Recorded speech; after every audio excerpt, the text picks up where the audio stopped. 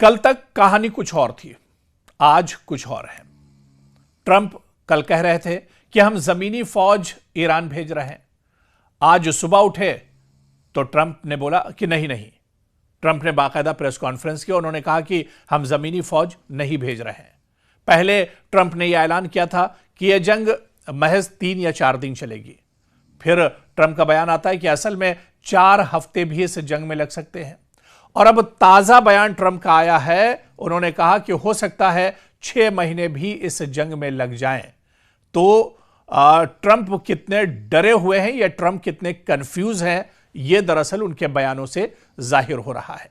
शुरू में बड़े जोश से ट्रंप ने कहा था कि हम रिजीम चेंज करेंगे, यानी हम ईरान में सत्ता बदल के रख देंगे, यहां की लीडरशिप बदल के रख देंगे। और थोड़ी देर के बाद फिर वजाहत आती है ट्रंप की तरफ से, ईरान की तरफ से, अमेरिका की तरफ से कि नहीं नहीं, रिजीम चेंज हमारा मकसद नहीं है। फिर ईरानी लोगों को मशवरा दिया कि भाई ईरान में खुद ही आप लोग हुकूमत गिरा दो, खुद ईरान के खिलाफ एहतजाज करो, अपनी सरकार के खिलाफ एहतजाज करो और खुद से अपनी हुकूमत गिरा दो। और अब ट्रंप फरमाते हैं, ट्रंप का कहना है कि जिसे लाना है ले आओ, बस खामनेई के बेटे को न लाओ।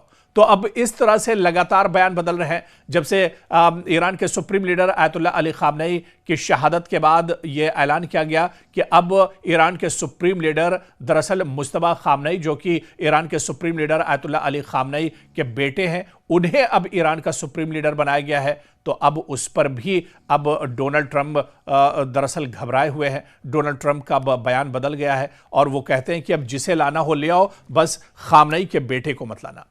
तो पिछली जंग में यह दावा था कि हमने ईरान की एटमी सलाहियत खत्म कर दी है। दरअसल ये वो तमाम झूठ, ये दरअसल अमेरिका और इजराइल का डर, उसका खौफ हम आपको बता रहे हैं कि कहां कहां पर और किस तरह से अमेरिका डरा हुआ है। डोनाल्ड ट्रंप कितने कंफ्यूज हैं। डोनाल्ड ट्रंप तो अब अपने ऑफिस में पादरियों को बुलाकर दुआ भी करा रहे हैं कि किसी तरह से वो जंग में जीत जाएं, क्योंकि वो जंग में पूरी तरह से फंस चुके हैं।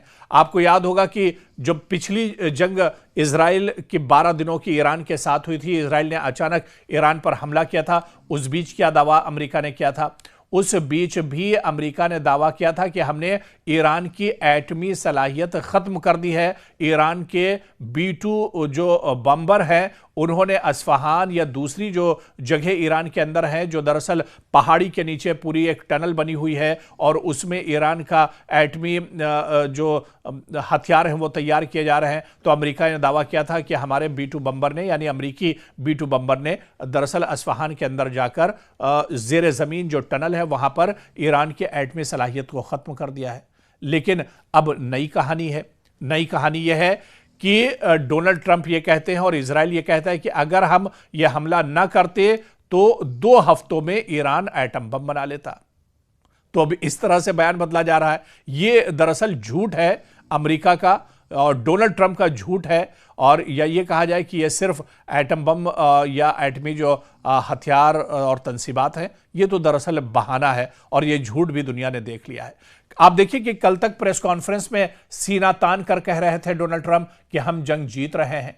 और आज खबर आई है कि जो पादरी हैं उनको अब एक तरह से डोनाल्ड ट्रंप के ऑफिस में बुला लिया गया है और उनसे दुआ करा रहे हैं डोनाल्ड ट्रंप कि मुझे अब ईरान कहीं ना कहीं मार देगा, यानी उनको अपनी जान का एक तरह से ईरान से खतरा हो गया है।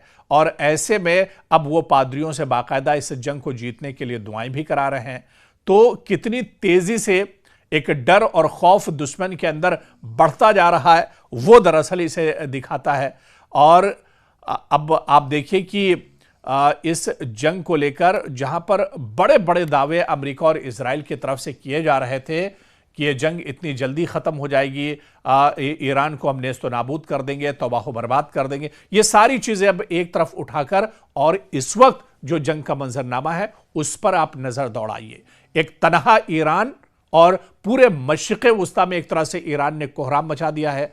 आज इजराइल के तल अवीव में आप देखिए कि लोग किस तरह से डरे और घबराए हैं, किस तरह से तल अवीव के अंदर लगातार हमले ईरान की तरफ से किए जा रहे हैं। आज़रबाईजान तक अब महफूज नहीं है, सऊदी अरब भी अब एक तरह से महफूज नहीं है, और जितने मिडिल ईस्ट के जो इलाके और जहां जहां पर अमेरिका की तंसीबात हैं, एयरबेस हैं, उन सब को ईरान अकेले दम पर अब एक तरह से साध रहा है। और इस जंग में जहां पर दुनिया की बड़ी ताकतें मौजूद हैं, एक तरफ पूरा मिडिल ईस्ट ईरान के खिलाफ है, आज़रबाईजान, सऊदी अरब और कब्रस जैसे मुल्क एक तरह से ईरान के खिलाफ खड़े हैं, वहीं ईरान इस जंग में तनहा जरूर है, लेकिन दुश्मनों के ईरान ने दांत पूरी तरह से खट्टे कर दिए हैं।